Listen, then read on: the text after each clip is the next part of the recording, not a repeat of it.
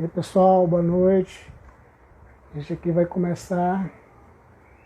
Deixa eu só fazer o convite aqui para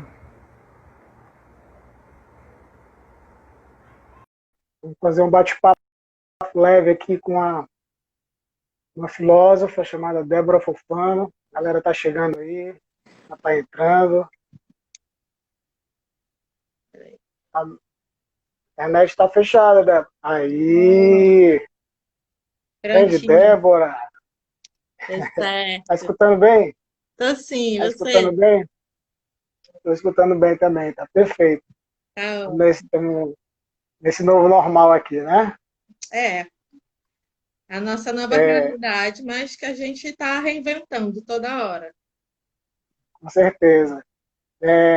Então, a gente vai dar uns 2 minutinhos aí, tem gente chegando aí, né? Hum. Para a gente começar. Enquanto vai chegando a galera, dando aqui as saudações aqui para Débora. Débora, professora, filósofa, né? E a gente vai dar sequência, pessoal, no projeto que era um podcast, na verdade, e eu estou começando a transformar não mais num podcast, né? Tá virando vídeo, né? Porque eu estou tentando pegar, jogar lá no YouTube e tal. Então tá ficando mais interessante, né? Então é uma série que a gente estava chamando Fluindo Ideias. É uma série que teve algumas discussões já. Tivemos uma discussão sobre extensão e a relação com a sociedade, né? E depois a gente fez um debate sobre filosofia do jiu-jitsu. Outro dia também a gente trocou uma ideia com um músico, né, lá aí de Fortaleza aí, que é o Ricardo Diamante. Enfim, a gente está tentando tocar esse debate do Fluindo Ideias com várias temáticas, né, não reduzindo a uma questão só. A gente está tentando justamente fluir, né, fazer as ideias renderem, as questões renderem, conhecer pessoas, trazer questões diferenciadas. A última que nós fizemos foi no YouTube, essa, a gente foi discutindo sobre a capoeira, a relação com a natureza, a questão da luta dos povos quilombolas e tal, foi bastante interessante. Trouxe um companheiro aí, o Quintanilha, e a professora Ana Rosa, lá de São Paulo, foi uma discussão muito boa. Então, o interessante é que, além do canal aqui, do Instagram, a gente vai jogar no YouTube para poder também disseminar esse bate-papo aqui que a gente vai ter.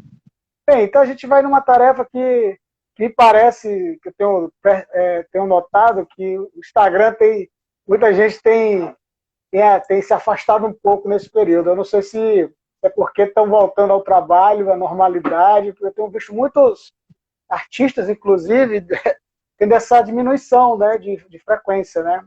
Bem, mas não sei, somos nós. Então, galera, a gente hoje vai bater um papo aqui com essa filósofa muito querida, professora e amiga hoje eu já posso dizer, de longas datas, é de US, né, do tempo de universidade, professora de filosofia, filósofa, ela tem uma página aqui no Instagram, uma página que é muito famosa, inclusive a página dela foi que me provocou, né, a pensar, claro, além de outros entendimentos que tem nesse debate, mas que me provocou foi a página dela, que é chamada Filósofa Ponto de Interrogação. Isso me provocou porque a gente começa a refletir sobre essa questão, sobre a mulher na filosofia, que é justamente o tema de hoje dessa live. Onde é que ela se encontra nesse espaço? Né?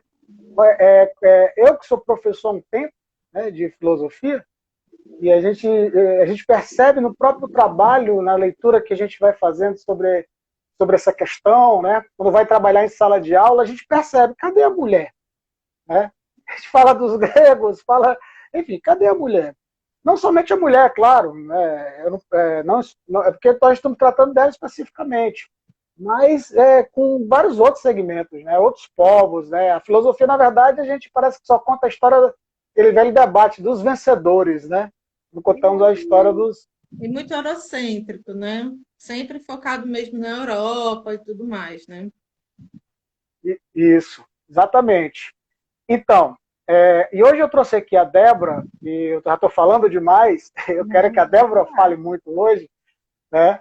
Eu trouxe aqui a Débora para ela falar um pouco sobre essa relação da mulher e a filosofia, porque eu acho extremamente relevante. É extremamente relevante, não só esse, como tem muitos outros temas que na filosofia precisa abordar, né, que dialoguem com a realidade que a gente vive. Então eu trouxe a Débora, eu já falei, ela é professora de filosofia, é filósofa, fez um mestrado em filosofia, estudou Schiller, né, que é um filósofo, e agora está fazendo doutorado em educação, né, inclusive estudando um filósofo chamado Zizek. Eu estou doido para chegar um amigo aqui meu, Didiaquiano, que disse que estou afim de assistir. Bom, muito Né? bom. Então, Débora, pode ficar à vontade, faça as suas saudações iniciais. E a galera, eu vou tirar um tempo do meu da live, gente. Quem quiser fazer perguntas, pode ir fazendo, que eu vou olhar e depois a gente vai jogando aqui, beleza? Então, Débora, fica à vontade para falar um pouco aí Tá bom. sobre a saudação para a galera e a gente dá sequência. Então, fico muito feliz do Vicente ter chamado para esse bate-papo, para essa conversa, para divulgar a filosofia, em especial as ideias das filósofas, das mulheres pensadoras, que é o que eu tenho feito na minha página filósofa, ponto de interrogação. Porque eu vim percebendo, assim, ao longo da minha carreira acadêmica, eu já estou na filosofia há 17 anos que eu venho nessa luta estudando. Tem 17 anos já, Vicente. Por aí que tu tá mais tempo que eu já nessa luta. E assim, é isso que tu falou, cara. A gente normalizou na universidade mesmo não ter pensadoras, a gente não estuda, né? São poucas a que a gente vê na trajetória acadêmica, assim, tanto quanto a gente vê os filósofos, né? A gente vê a Simone de Beauvoir, Hannah Arendt, algumas poucas filósofas, referências poucas, né? E hoje em dia mesmo, na contemporaneidade, a gente vê que a presença das mulheres, apesar de vir aumentando, ela ainda é aquém da quantidade dos homens, né? Tem sempre menos mulheres do que homens na faculdade de filosofia. E quando se trata assim de mestrado, doutorado, os cursos de pós-graduação, o percentual de mulheres pesquisadoras em filosofia vai diminuindo mais ainda. Então, durante esse período de isolamento, e eu tinha uma vontade de fazer um perfil mais profissional, né, no Instagram, surgiu essa ideia de divulgação do pensamento das mulheres. E assim, tu estava aí brincando que o perfil tem muita gente, e eu fico super feliz, mas isso foi muito inesperado, porque quando eu fiz o perfil, eu não tinha pretensão e hoje em dia está até aberto aqui, tem mais de 3.400 pessoas seguindo, e assim, eu não estou acostumada com isso. Então, para mim, é uma grande surpresa, grata surpresa, saber que tem pessoas interessadas em conhecer o pensamento das mulheres filósofas, né? Tanto da tradição, do passado, começar a ouvir falar, né?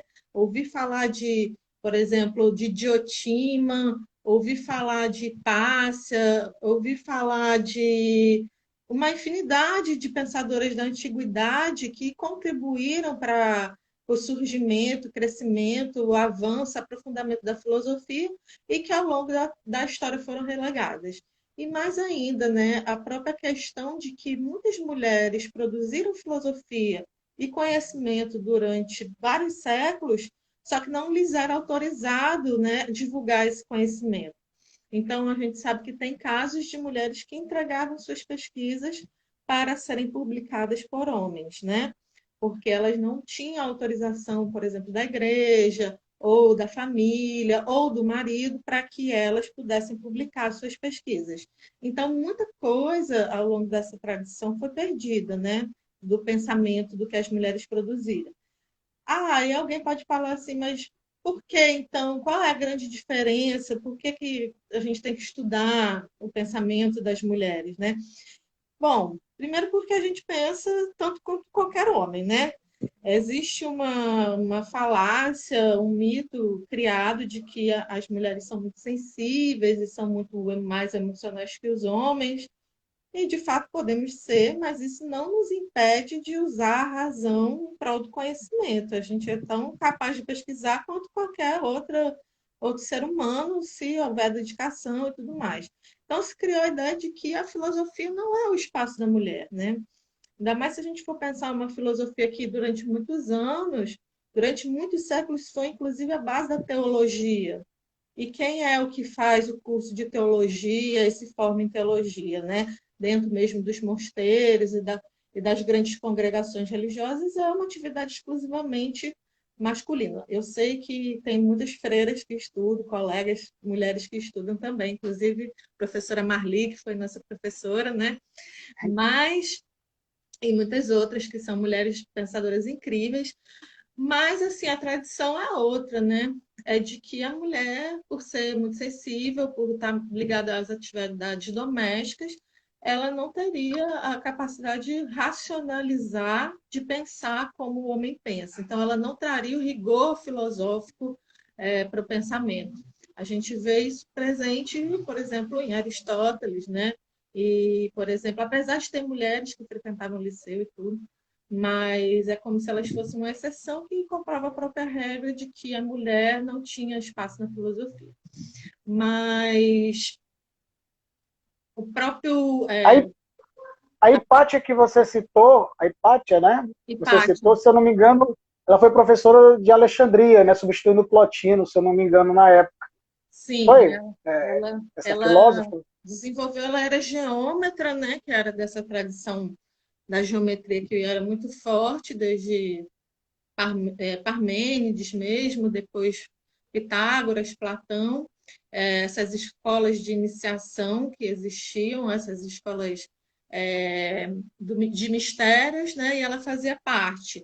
Por isso que ela foi dar continuidade aos estudos de geometria dentro da Biblioteca de Alexandria e das universidades, vamos dizer assim, não era universidade propriamente, mas as escolas de estudo que existiram. Mas ela teve uma abertura um pouco maior porque o pai dela também era parte dessa escola, né? Importante. Então ela conseguiu ter esse espaço, vamos dizer, definido para ela.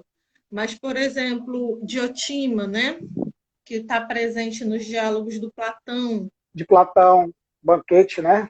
no banquete. É muito interessante, né? As questões que ela coloca, as provocações que ela faz a Sócrates e os outros interlocutores do banquete, né? A gente tem tudo para crer que tanto quanto Sócrates, Alcebiades e todos os outros protagonistas e personagens secundários, assim como os outros, a Diotima deve ter existido em Atenas. A gente só não tem registro do que ela escreveu propriamente, como não tem de Sócrates, mas tem referência dela, da sabedoria Uhum. que ela tinha na tradição ateniense. Ela é muito Safo, citada no banquete, né? Ela é muito é, citada no ela banquete. é uma Ela personagem, participa bastante. É a participa personagem que bastante. participa bastante do banquete. Por isso que É, há uma acredita que ela exista também, né? Há e, uma crença muito forte que ela exista, né? Diotima. é, assim como todos os outros, né, de Atenas. Ela fazia parte Sim. daquela, era uma figura pública de Atenas, né? E depois uma que eu gosto muito, que era poetisa, né, que é a Safo, de Lesbos. É. Ela, grande poetisa, oradora, ela foi assim até chamada de ninfa inspiradora, dada a sua beleza e os seus poemas serem muito erotizados e tudo mais. E ela virou a referência dessa cultura de conhecimento que era transmitida através da oralidade, né? Estão perguntando se a referência de última aparece em algum outro Isso. povo. Eu acho que tem alguma coisa no texto do Xenófone. Algum outro filósofo posterior parece que fala assim de Diotima, não tenho certeza. Vamos pesquisar, né? E, Débora, mas o que você atribui esse desaparecimento da mulher? Parece que ela não existe, né? Ficar nas sombras ali da filosofia. O que é que você atribui isso? A gente sabe que tem alguns debates que se colocam hoje em dia, que hoje existe um estudo bem amplo, né, sobre essa ausência, essa aparente ausência, né? Por isso que eu falei as sombras, né? Porque é uma aparente ausência da mulher na filosofia. Mas existem já alguns estudos que percebem que tem uma determinada participação de algumas mulheres na influência sobre determinados pensamentos, inclusive Descartes, né? Descartes, se não me engano, do estudo Desculpa, né? cartesiano dele, né? Ele teve uma filósofa, alguma pensadora que foi importante. Eu estou querendo até fugir um pouco aqui a memória, o nome dela, Eu não né? sei, eu não E conheço dessa. alguns estudos dela foram determinantes, né, para pensar para desenvolver o pensamento cartesiano. Como Stuart Uhum. Mill também, quando falava da igualdade, né? Sim. Mas o que, é que você atribui essa questão, né? Sobre essa a mulher estar aparentemente sumida da filosofia, não constar nos livros, e hoje é que a gente começa a tentar buscar isso. É porque não é só na filosofia, mas na ciência, na religião, em A várias formas história, na literatura. história. Os personagens que são sempre centrais na história, na ciência, na filosofia, são sempre os personagens masculinos. Isso é dado por conta da cultura patriarcal, né? Para a gente ter uma ideia, essa cultura patriarcal cristã, ela é tão forte que ela é mais forte até do que a cultura judaica, porque a judaica ela é uma cultura matriarcal. Então, quando você vai buscar lá o conhecimento judeu, que eu não estudo muito sobre isso, mas eu quero só dar um exemplo aqui. Você vai lá na Bíblia, no Antigo Testamento, você encontra livros de mulheres. Você encontra livro de Ruth, você encontra de Esther, você encontra citações de mulheres muito importantes, por exemplo, Débora é uma juíza da Bíblia, muito relevante, de conhecimento. Eu digo isso até porque o meu nome é em referência a essa juíza bíblica, né? Então, você tinha dentro da cultura judaica uma linhagem matriarcal que, inclusive, favorecia mais as mulheres do que a cultura patriarcal que se desenvolveu dentro do cristianismo.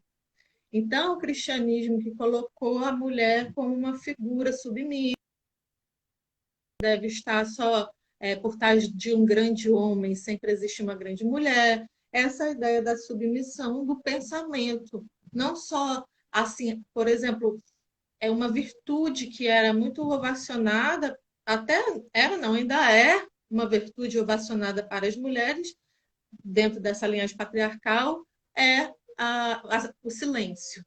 A virtude do silêncio é atribuída às mulheres. A virtude da servidão é atribuída às mulheres. Então, tudo isso constrói um imaginário social que coloca a mulher numa posição de não ser aquela que vai ser produtora do conhecimento, né? Então, elas vão sendo exatamente, como a Virginia está falando, vão sendo invisibilizadas em várias áreas. Na ciência não é diferente, na religião não foi diferente. O fato de não haverem mulheres cléricas em altas patentes durante toda a história é por conta dessa cultura patriarcal. E eu estou falando isso porque a minha área é filosofia, claro, mas é porque elas não deixam de, essa reflexão não deixa de estar presente em outras áreas e a gente precisa, nesse sentido, se unir. Até eu, quando estou aqui no meu perfil, no Filósofas, pesquisando sobre mulheres e tal, eu tenho dificuldade para encontrar. É tão doido, Vicente, que eu coloco aqui na busca do Google, assim, vocês façam essa experiência. Filósofas mulheres. Aparece só filósofos homens.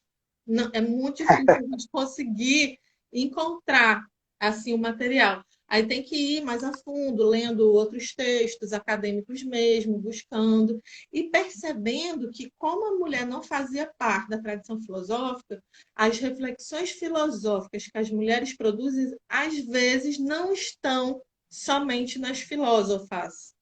Então, por exemplo, ontem eu coloquei um post da Berta Lutz, que foi uma grande sufragista aqui no Brasil, defensora do direito das mulheres votarem, feminista, grande, enfim, difundidora do pensamento e da igualdade e tudo mais. Ela não é filósofa de formação, ela é zoóloga, mas, no entanto, ela é produtora de pensamento. Ela é da praxis, ela foi para uma ação, ela fundou a Liga de Mulheres para defender o direito ao voto e tudo mais, pressionaram na época do Getúlio Vargas e conseguiram essa implementação. Então, você acaba tendo que ir, porque, assim, se você for pesquisar aqui no Brasil, filósofas brasileiras, quem é que a gente encontra? 4 ou 5.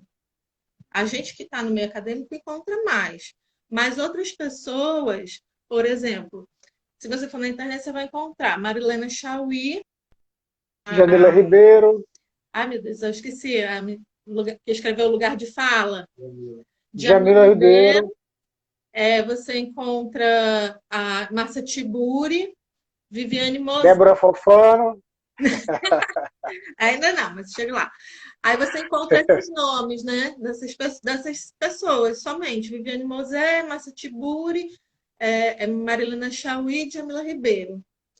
E a Aí, grande mídia deu visibilidade, né? Também, né? Ela, pois uma grande é, parte, a grande mídia deu visibilidade para ela. porque elas tiveram visibilidade midiática, né? Aí a gente Uhum. sabe que existem outras, né? Pesquisadoras, acadêmicas sérias, que são professoras universitárias e tudo mais. Mas não há um grande reconhecimento dentro da tradição filosófica, né? A tradição filosófica colocou poucos nomes das mulheres, citei a Simone, Hannah Arendt, Edith Stein, a Rosa Luxemburgo, é, Agnes Heller, algumas outras e muitas outras que foram realmente invisibilizadas. Então, eu acho que Mas você acha que assim, teve um ponto de virada? Acha que teve um ponto de virada na história? A gente pensar bem a história da filosofia. E a gente sabe que hoje nós conhecemos essas filósofas da antiguidade, filósofos da Idade Média, né? Filósofos que passaram pela Idade Moderna. Mas teve algum ponto de virada dentro da história da filosofia? Eu acho que de alguma forma, a gente poderia colocar isso, que é a partir de que momento as pessoas, os filósofos, as filósofas, começaram a questionar essa invisibilidade da mulher na filosofia.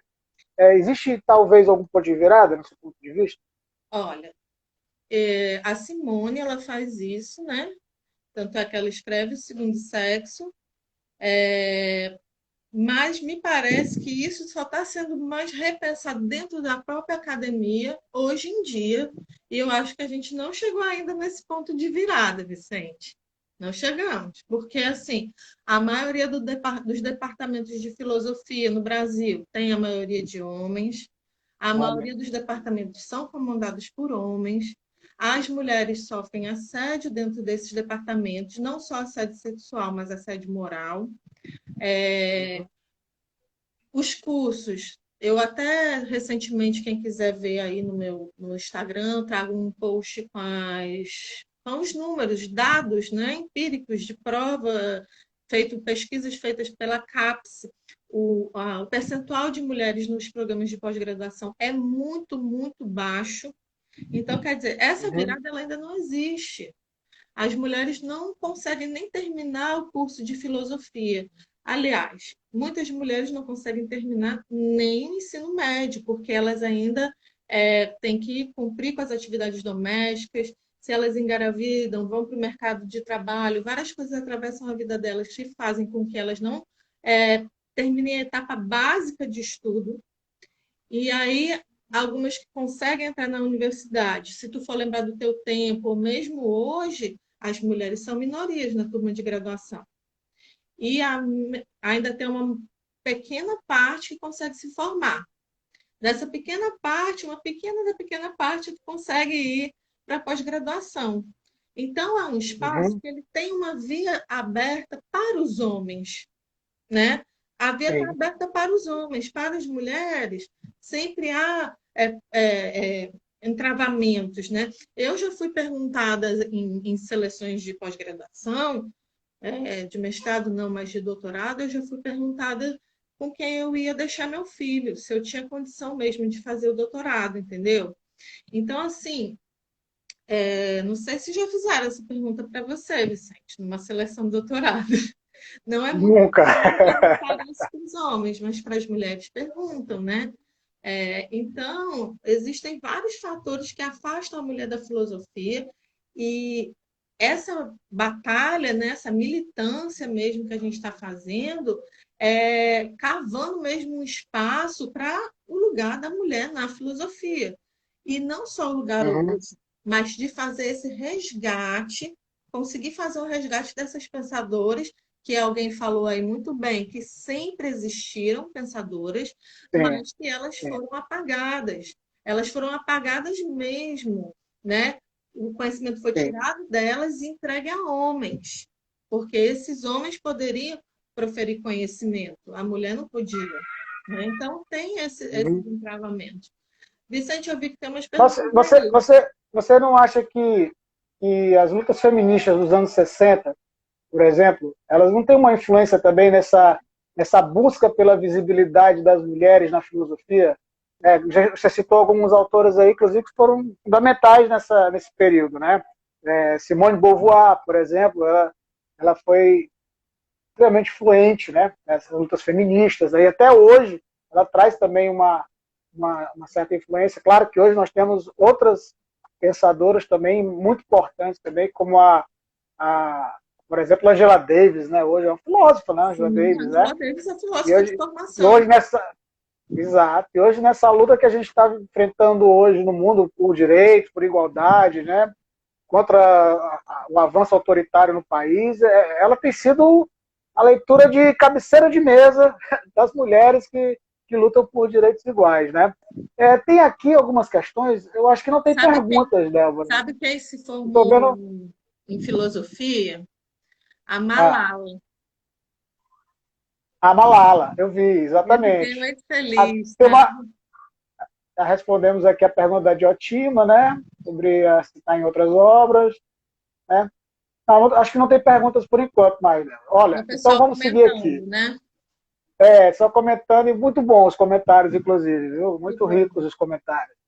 Então, pessoal, a gente, para quem está chegando na live agora, a gente está fazendo um breve bate-papo aqui da série Fluindo Ideias com a filósofa e professora Débora Fofano. Débora, ela é mestre em filosofia, faz doutorado em educação na Universidade Federal do Ceará, foi minha colega de faculdade e, e ela veio trocar essa ideia com a gente. Hoje ela tem um perfil no Instagram chamado Filósofas, ponto de interrogação.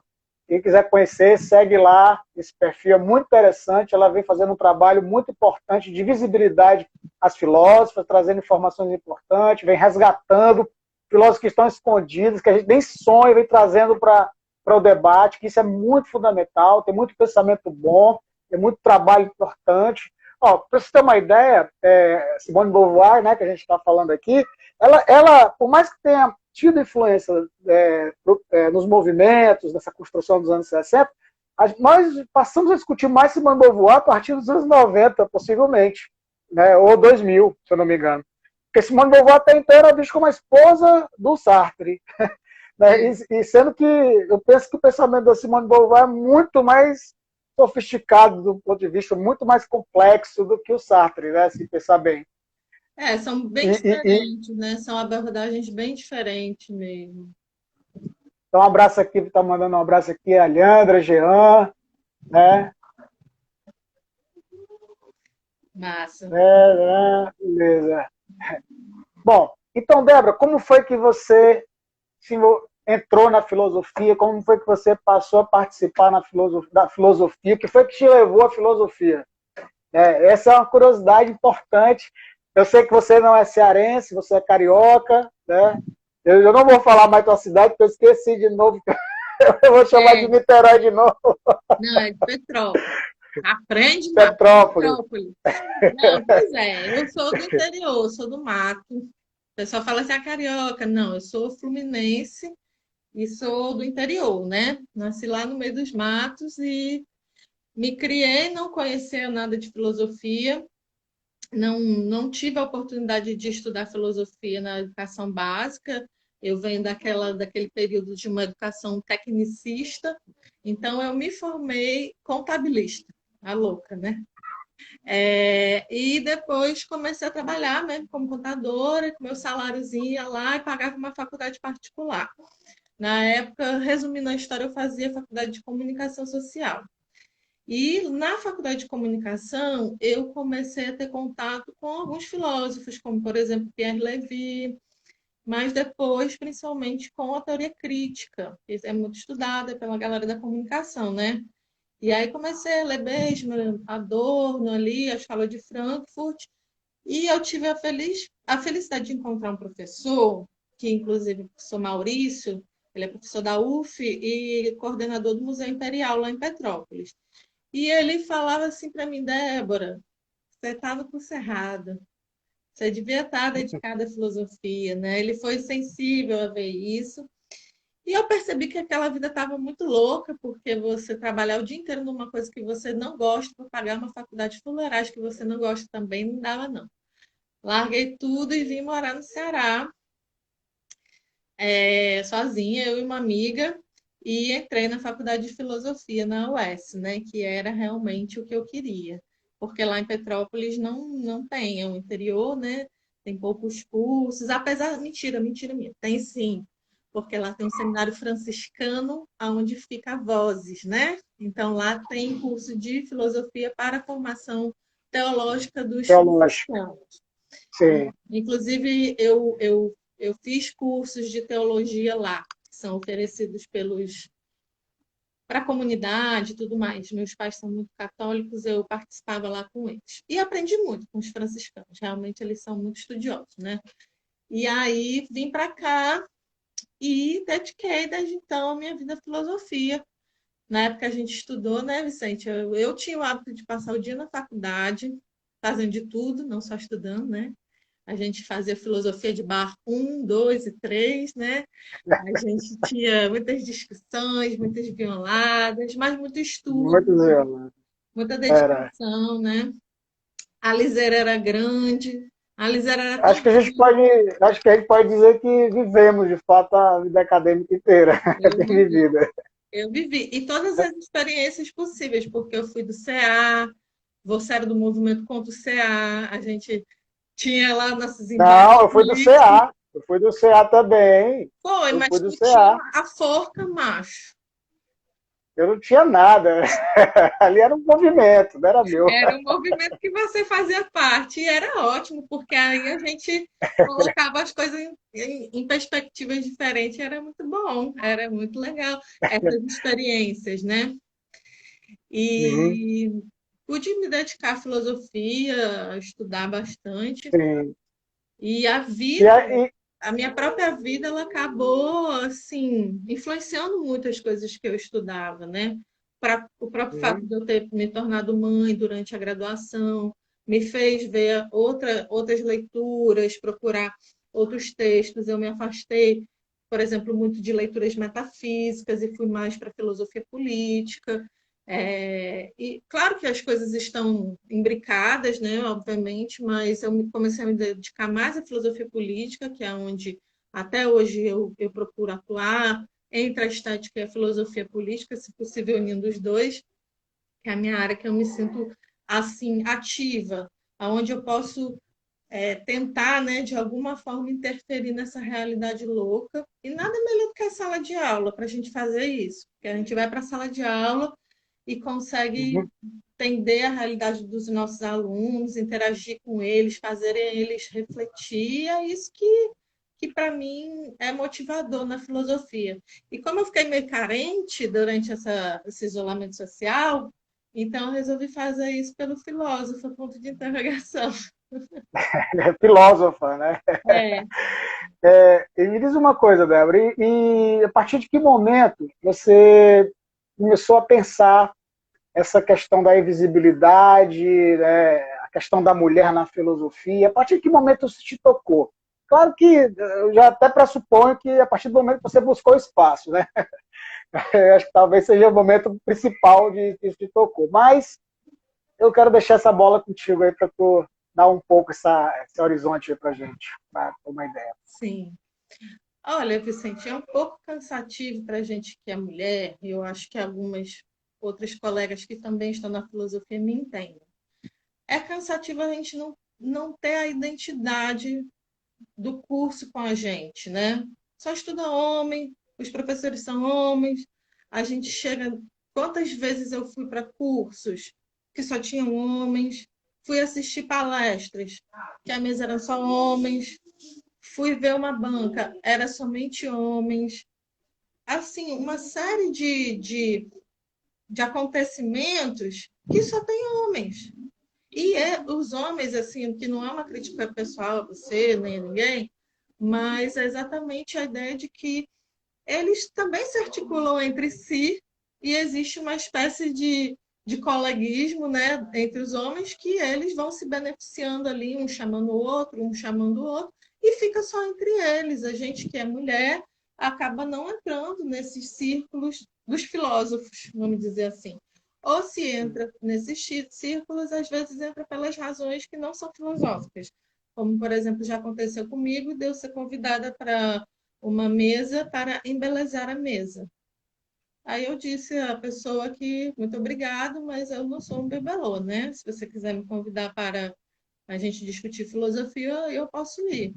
Então, assim, eu sei que a pessoa que falou isso não foi por mal, né? Ela estava querendo me elogiar. Mas, assim, esse tipo de discurso, ele é o que todo mundo está habituado, né? Olha que bonitinha ela na filosofia, né? Que gracinha. Mas não é isso, a gente está aqui procurando nossa vida, nosso trabalho, discutindo. Então, se isso me toca pessoalmente, toca as outras pessoas também. Toca as minhas colegas, e muitas vezes o que acontece é que a gente acaba se resignando, né? Então, por exemplo, aqui no meu perfil, eu dou espaço para as mulheres falarem das suas pesquisas. Inclusive, quem está assistindo aí, se quiser entrar em contato, contar aí qual é a sua pesquisa, eu estou super afim de conhecer, de receber. Mas tem colegas que, pessoas, mulheres, que não se sentem à vontade porque são intimidadas pelos homens dentro do conhecimento, né? Parece que a gente tem que estar se provando o tempo todo. A gente, às vezes, vai para uma mesa, vai para uma discussão, a discussão, o debate, que é um debate saudável entre uma mesa, às vezes vira uma disputa de ego pelo simples fato de a gente ser mulher. Então, a gente não pode estar ali mais articulada do que um homem, né? Então, isso vai ficando cansativo, e tem mulheres que preferem nem se expor. Não, não, não vou me expor porque é cansativo mesmo, né? E a gente não quer ser hostil nem nada, mas se a gente não chega e se coloca, e cava esse espaço e conquista esse lugar, e isso precisa ser falado, que a gente precisa ter o lugar na pós-graduação, que a gente precisa ter o lugar para trabalhar nos departamentos, nos concursos, tem que ser mais aberto às mulheres para parar com esse comparativo dos homens de serem os dominantes na filosofia. Então, eu fico muito feliz. Aí, Débora, estou perguntando se tem espaço para outras áreas, mulheres de outras áreas também. Ah, Perguntando tem. aqui. Minha doutora Meire, minha amiga Meire, beijão, Meirinha, saudade, a Meirinha está lá em Minas Gerais agora. Amanda, Amandinha, beijão para todo mundo aí que está entrando, viu? Tem, e aí, Débora? Tem? Tem demais. Se Diga aí. você é pesquisadora, manda a pesquisa para a gente. Já tem pesquisa de outras áreas. Tem pesquisa sobre direito, tem pesquisa de história. Se você quiser mandar, pode mandar. Pessoas de qualquer área, mulheres pesquisadoras. A nossa pergunta é o que você pesquisa. Então, pode ser qualquer área. A gente quer somar aí a pesquisa das mulheres. E assim, Vicente, fico feliz que tu me chamou aqui. Isso é uma forma de dar espaço para as mulheres estarem falando, discutindo, debatendo, né? Se reconhecendo. Então, outras mulheres, poxa, olha só, eu posso desenvolver minha pesquisa, eu posso lutar pelo meu espaço, porque isso é até questão de trabalho, né? Às vezes as mulheres perdem trabalho por serem mulheres. É uma luta que começou há tanto tempo atrás. Aí tu pergunta quando é que começou esse ponto de virada? Esse ponto de virada começou há muito tempo, mas não virou ainda, né? A gente está querendo É, virar, mas não virou. mas o bom é que o debate ele tem qualificado mais, né? Porque também a gente tem muito problema ainda nesse debate que causa muitos ruídos e acaba não conseguindo construir, né? Mas é uma desconstrução que vem sendo feita, eu acho que tem qualificado mais esse debate, eu percebo muito isso, alguns temas quando vão sendo colocados, né? Enfim, mas tem uma outra questão também que é muito interessante, que eu queria saber, está falando como entrou na filosofia, como falou de forma, como, como é que a mulher está dentro da filosofia, como é que se movimenta historicamente. E aí, ainda seguindo essa linha da mulher na filosofia, eu quero saber um pouquinho mais de ti também, como professora de filosofia, né? Estou falando da filósofa, né? Do papel da filósofa no espaço, que ela foi visibilizada por muito tempo, falou um pouquinho da tua história, de agora como tu se envolveu com a filosofia, como tu chegou aí na filosofia. Agora eu quero saber como é que tu chegou na educação como filósofa e agora como professora. Né? E uma coisa muito interessante também sobre essa questão, porque também eu vejo poucas mulheres filósofas dando sala de aula, né? Dando aula de filosofia. E eu fiquei também interessado em saber sobre essa questão. Né? Como é que você vê esse espaço? Assim, eu por exemplo, sou professora do Estado já fazem 10 anos. Agora eu estou de licença para estudos do doutorado. E assim, as minhas pesquisas, elas sempre se voltam para uma prática, né? Eu não consigo fazer, eu particularmente não consigo fazer uma filosofia que não está ligada a uma ação, a uma transformação, é a luta revolucionária da gente mesmo. Para mim, eu não sou neutra, eu não sou detergente, eu sou uma pessoa assim que tem um papel político a realizar. E aonde eu encontrei esse meu papel político é na educação, na transformação do mundo, do jovem. E se preciso for, como a gente está fazendo aqui, através da rede social, então vamos para a rede social.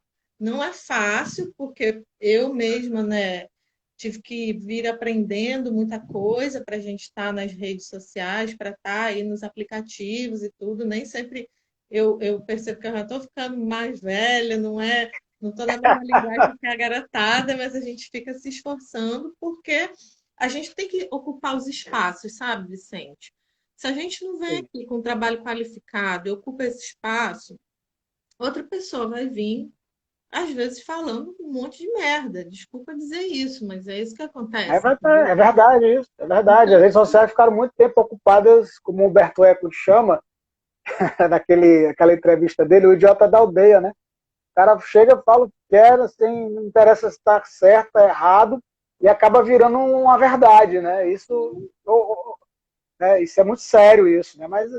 E eu acho que é importante ocupar esse espaço, sim. Eu achei algo fundamental, principalmente essa ideia de visibilidade, né? Que eu confesso que esse teu perfil que tu criou, né? Que você criou lá, me mexeu muito comigo, acompanho bastante. Eu vi muitas citações de filósofos falando, você resgatando filósofos e colocando lá para a gente conhecer. Eu já comprei um livro, inclusive, de um post que tu colocou. olha aí. Massa. Colocou, já comprei um livro para conhecer a pensadora, né? Eu achei muito interessante. Então, eu acho que isso é importante, sim. Você tem total razão, essa questão da visibilidade. Mas continua aí a sua trajetória de professora, então. Como você vê a educação, mulheres como filósofos, professoras, né? Esse espaço. Você sente essa ausência também na vida profissional, na sala de aula, né? Não só da universidade, tu já falou da universidade, da experiência, né? Eu Sim, digo agora da escola, né? Do chão da escola, lá onde você está. é muito difícil. Na filosofia, por exemplo, aconteceu uma coisa interessante comigo, uma experiência recente, que surgiu uma vaga para professora de filosofia aqui no Adalto Bezerra, que você conhece, né?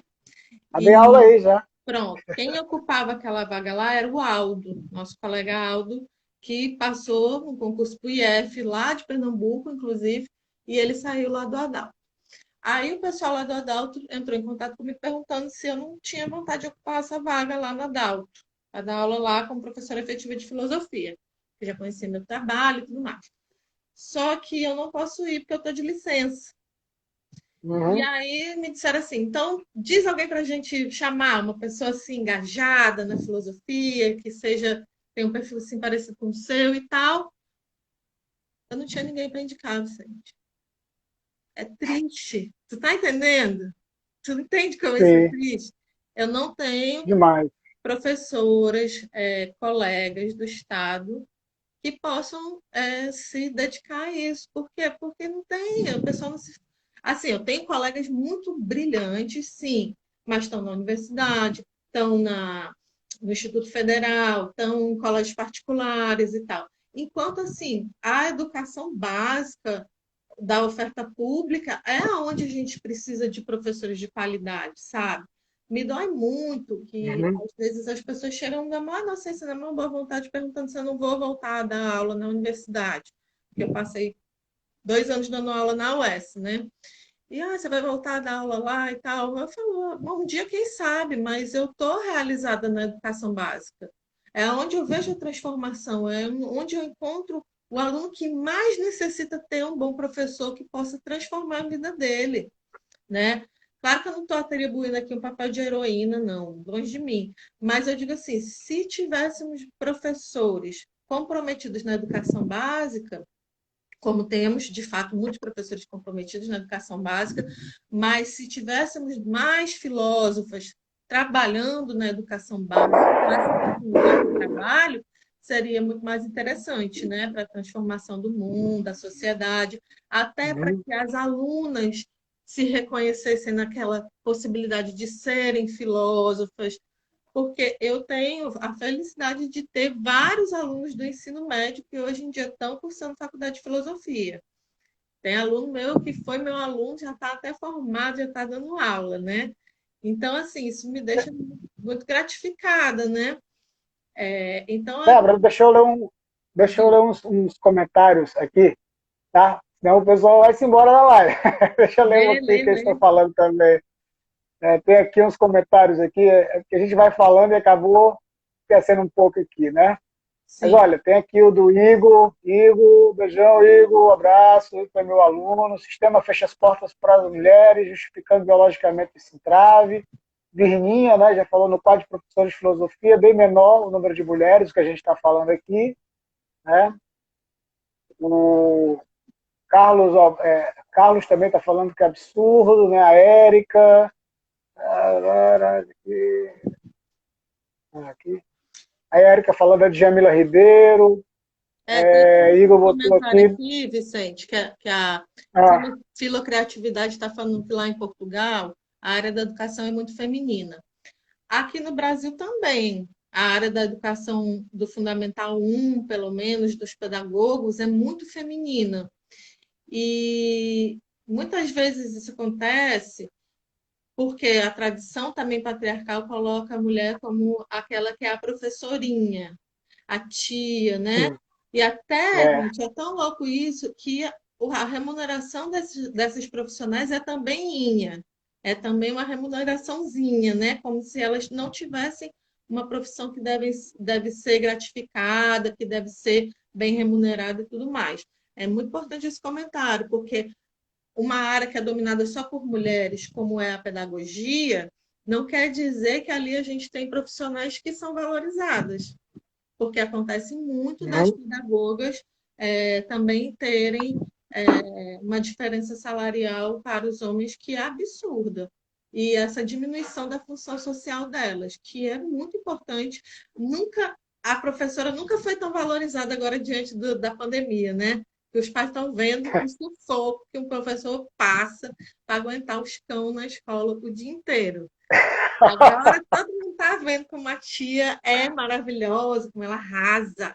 Agora vamos pagar bem o professor, né? Para saber como é que eles passam na escola com esses filhos desse monte de gente. Débora, tem aqui o tempo tá. Falta, eu estou olhando aqui no relógio para a gente não.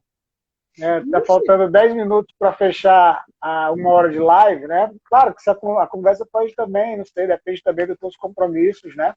A gente seguir, mas para a gente deixar organizado para jogar depois lá no YouTube, para poder trabalhar também a divulgação dessa entrevista ótima, que está muito excelente, né?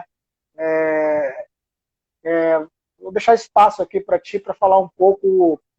É, primeiro que tu está falando, né? Estou perguntando qual filósofo que te inspira aí, né? eu Achei vi. interessante Muito, essa muito questão, legal, muito né? bom. Qual filósofo te inspira? E responder a pergunta, né? Que eu achei muito interessante. E fazer umas considerações, né? Dizer o que tu está trabalhando ultimamente agora, né? E fechar, né? Considerações finais aí. E se quiser continuar depois, a gente toca outro dia. Ou então hoje, ninguém sabe. Vamos lá, fica à Ah, vontade. massa. Eu adorei essa pergunta do que filósofa me inspira. Me pegou até de surpresa, assim, mas gostei. Assim, tenho pesquisado mais sobre as filósofas, é uma pesquisa recente que eu tenho feito, mas eu acho que as filósofas que me inspiraram foram as minhas professoras, filósofas da UES, né? Cada uma com o seu jeito mais especial, assim, que conseguiu me motivar e me deixar dentro da filosofia, mesmo dentro dos momentos difíceis, né? A professora Eliana, como é que a gente esquece dela? A professora Maravilhosa. Marli mesmo, né? São Encontrei com ela aqui, Débora. Ela veio aqui fazer uma palestra, Marli. A Veio aqui em São Marli Luís. sempre foi incrível comigo, uma pessoa assim muito dedicada mesmo à filosofia e ao seu Ele, Eliana. né? Ela pessoalmente comigo quase me adotou, frequentava a casa das irmãs Josefinas. Eu ia lá para as irmãs Josefinas estudar. Então, assim, essas são grandes inspirações, mas eu também tenho estudado as mulheres pensadoras, e eu não diria só as filósofas, né? Mas tem muitas mulheres com um pensamento potente dentro das artes, e eu tenho dado visibilidade a elas na minha página, e elas também me inspiram muito, né? A própria Frida Kahlo, a Djamila Ribeiro, como eu coloquei já, a gente falou aqui, Conceição Evaristo, falamos da Angela Davis, enfim, são uma infinidade de mulheres que eu acho que a gente precisa estar aí retomando, conhecendo, estudando, lendo mesmo, porque a produção filosófica das mulheres ela é diferente, né? Ela parte das suas vivências, ela parte das suas condições, né? Como é o caso, por exemplo, da própria Simone de Beauvoir, como é o próprio da Hannah Arendt, parte das suas existências, da sua vida, das suas motivações que levam a pensamentos que são próprios delas, né? Então é isso. Tem um elogio aqui de um ex-aluno seu, dizendo que está amando a live. Débora foi minha professora de ensino médio, ela sempre foi minha mulher, sempre foi uma mulher inteligente e inspiradora. Sinto orgulho de falar que aprendi filosofia com ela. Tá aí. Olha, arrasou, Ramon. Então, Débora, então, eu quero só te agradecer, sabe, aceitar esse convite aqui. Enriqueceu muito mesmo aqui esse debate, que eu acho que podemos organizar outros. Inclusive, pessoal, vamos fazer uma divulgaçãozinha também, o nosso consórcio, né? Consórcio, Tá. não? Não, Consórcio. Consórcio Nordeste de Filosofia é o nosso podcast. Eu, Vicente, Exatamente. Raquel, Daniel. É massa, gente. Está no É, Spotify, várias redes. a gente fala de tudo lá, de todo mundo, é só chegar lá, tá? É bom. Então, Débora, quero te agradecer muito, muito mesmo, muito. Foi ótima a entrevista. Acho que a gente poderia ficar falando aqui horas e horas sobre isso aqui, que é um assunto que parece algo novo, que a gente vai descobrindo, né? Se a gente pensar bem, né? Parece que a gente abriu agora, encontrou um livro ali achado, né? Que estava perdido, e ninguém sabia onde é Aí que como andava, né? filosofia, estudar as mulheres, Parece, exatamente, parece algo que estava perdido no baú e a gente encontrou, né? Vamos estudar né? agora as mulheres.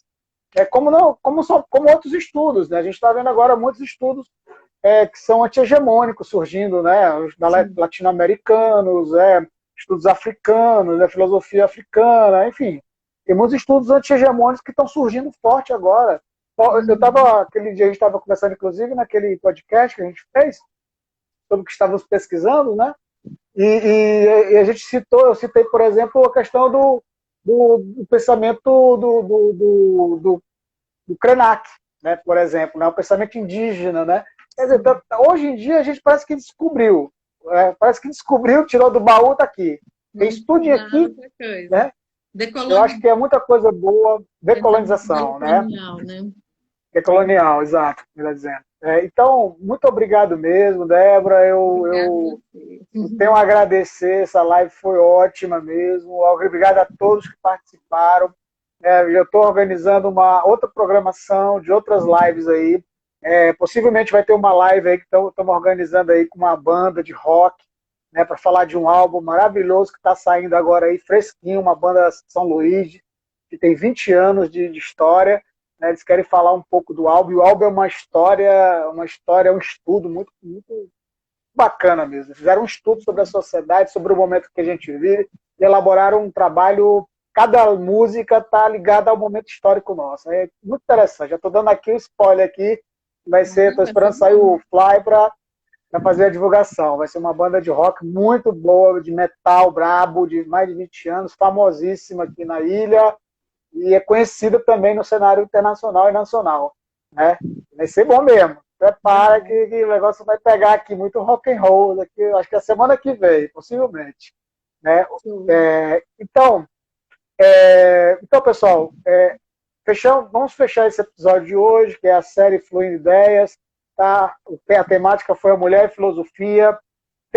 Vai ser colocado no YouTube, depois a Débora pode também fazer a divulgação para quem quiser assistir esse bate-papo, né? Porque teve muitas questões interessantes que foram colocadas, e eu acho que é um tema muito rico, importante, para a gente discutir hoje, levar para as pessoas, ajudar as pessoas a pensarem, né?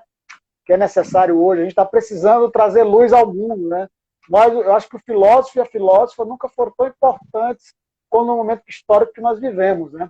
Verdade. A gente parece que a compreensão do mundo se quebrou, está em frangalhos, e a gente está tentando encontrar as peças para tentar compreender o mundo, né? A gente está catando tá muito pedaços confuso. aí, né? É verdade. E a filósofa e o filósofo, eles têm esse papel agora.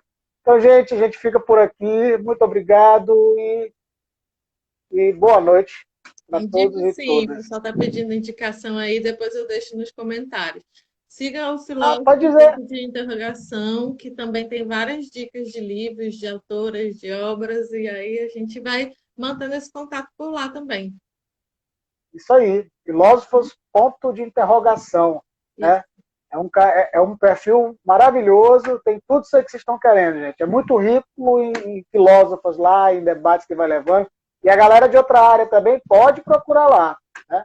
Pode procurar que pode anunciar lá. A ideia é dar visibilidade, né? Dar visibilidade ao pensamento feminino, pensamento das mulheres, mostrar a importância das mulheres também desse campo intelectual, teórico, prático, né, em que se pensa o mundo. Tá bom? Tchau, bye bye, beijão a todos. Tchau, bom final de semana, gente. Até mais.